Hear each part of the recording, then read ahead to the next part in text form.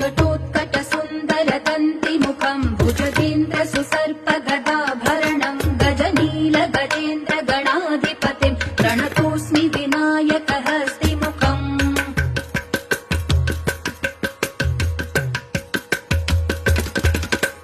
सुरसुरगणपति सुन्दरकेशम् ऋषि गणपति यज्ञसमानम् भव भव गणपति पद्मशरीरम् जय जय गणपति दिव्य नमस्ते गजमुखवक्त्रम् गिरिजापुत्रम् गणगुणमित्रम् गणपतिमिषप्रियम् गणपतिमिषप्रियम् गणपतिमिषप्रियम्